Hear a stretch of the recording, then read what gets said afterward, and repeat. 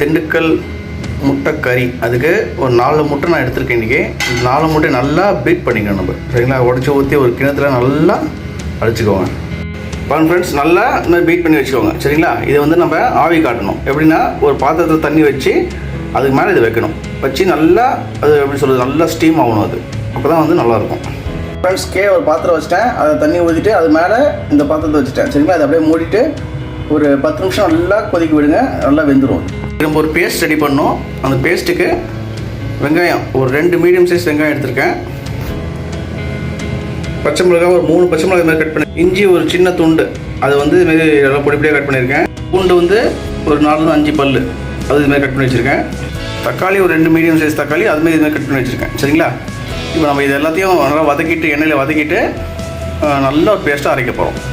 Okay friends, நம்ம அந்த வதக்க ஆரம்பிச்சிடலாம். நம்ம அரைஞ்சி வச்சிடலாம். அதுக்கு ஒரு டீஸ்பூன் எண்ணெய் விட்டுக்கோங்க. எண்ணெய் லைட்டாக காயட்டும். ஓகே ஃப்ரெண்ட்ஸ், எண்ணெய் அவ்வளோ காஞ்சிடுச்சு. இது வந்து ஹோல் கரம் மசாலா, பட்டை, லவங்கம், ஏலக்காய், கல்பாசி, பிரிஞ்சி இலை போட்டுட்டு நம்ம வச்சுருந்த வெங்காயத்தை ஃபஸ்ட்டு போட்டுருவோம். 2 மீடியம் சைஸ் வெங்காயம் கட் பண்ணி வச்சுருந்தோம்ல, அதை ஃபஸ்ட்டு போட்டுருவோம்.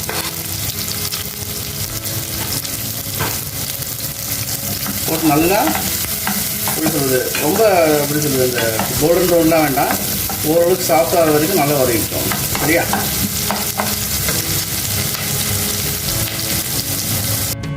கூடவே இஞ்சி, பூண்டு, பச்சை மிளகாய் அப்படியும் போட்டுக்கோங்க. போட்டு நல்லா மிக்ஸ் பண்ணிக்கோங்க. வெங்காயம் கொஞ்சம் சாஃப்டாக வதங்கிடுச்சு. இந்த ஸ்டேஜில் நம்ம வெட்டி வச்ச 2 மீடியம் சைஸ் தக்காளி, ஸோ தக்காளி போட்டு நல்லா சாஃப்டாக வரைக்கும் அது வதக்கணும், சரியா? இந்த மாதிரி குழம்பு செய்யும்போது உங்களுக்கு ரொம்ப ஈஸி. இனிமேல் நீங்கள் வதக்கிட்டு இதிலே வந்து உப்பு போட்டுக்கலாம். நீங்கள் உப்பு போட்டு அட்ஜஸ்ட் பண்ணிட்டீங்கன்னு வச்சுக்கோங்க, உங்களுக்கு வந்து குழம்பு செய்யும்போது அப்படி சொல்லுது எல்லாமே கரெக்டாக வந்துடும். மசாலா எல்லாமே இதிலே போட்டு நீங்கள் பண்ணிட்டீங்கன்னா குழம்பு செய்யும்போது சூப்பராக வந்துடும் உங்களுக்கு. ஓகே, இந்த ஸ்டேஜில் நம்ம உப்பு, இந்த குழம்புக்கு தேவையான உப்பு இப்போயே போட்டுக்கோங்க, சரியா?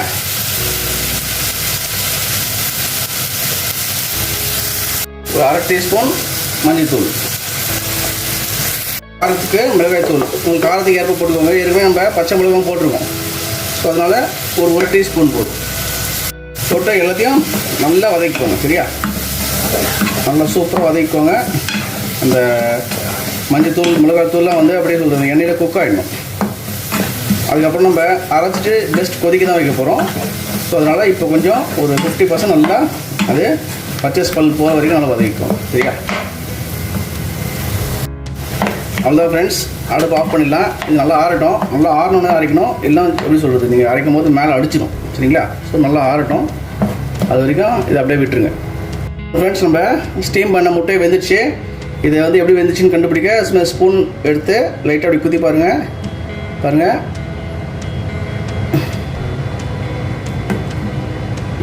எதுவுமே ஓட்டல பாருங்கள், சரியா? இதான் கரெக்டான பதம். இப்போ நம்ம அதை எடுத்துகிட்டு நம்ம கட் பண்ணி வச்சிடலாம் க்யூபாக. ஃப்ரெண்ட்ஸ், நம்ம முட்டை ரிமூவ் பண்ணி இது மாதிரி க்யூபாக கட் பண்ணி வச்சிட்டோம், சரிங்களா? ஓகே ஃப்ரெண்ட்ஸ், வாங்க இப்போ குழம்பு தாளிச்சிடலாம். அதுக்கு இது மாதிரி வாங்கி வச்சுக்கோங்க. எண்ணெய் வந்து ஒரு 3-4 டீஸ்பூன் எண்ணெய் விட்டுக்கோங்க, சரிங்களா? எண்ணெய் லைட்டாக காயட்டும். எண்ணெய் லைட்டாக காய்ச்சி தாளிக்கிறதுக்கு சோம்பு மட்டும்தான் போடணும், சரியா? சோம்பு லைட்டாக பொரியட்டும். சோம்பு பொரிஞ்சிச்சு. இந்த ஸ்டேஜில் நம்ம அரைச்சி வச்ச இந்த பேஸ்ட்டை அப்படியே ஊற்றிக்கோங்க, சரிங்களா?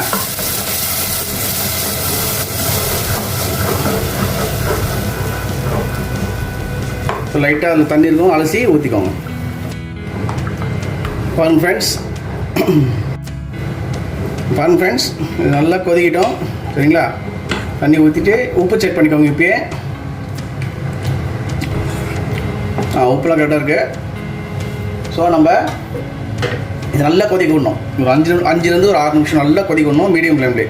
அப்போ தான் இன்னும் அந்த பச்சை ஸ்மெல்லு பாக்கி இருக்கிறதுலாம் போகும். சரியா? பாருங்கள் ஃப்ரெண்ட்ஸ், ஓரளவுக்கு திக்காயிடுச்சு. சரிங்களா? நல்லா அந்த பச்சை ஸ்மெல்லாம் போயிடுச்சு. இந்த ஸ்டேஜில் நம்ம வச்சுருந்த இந்த முட்டை க்யூப்ஸ் அப்படியே உள்ளே போட்டுக்குவோம். சரியா? போட்டுட்டு நல்லா மிக்ஸ் கொடுங்க. சரிங்களா? ஸோ அடுப்பு சிம்மில் இருக்கட்டும்.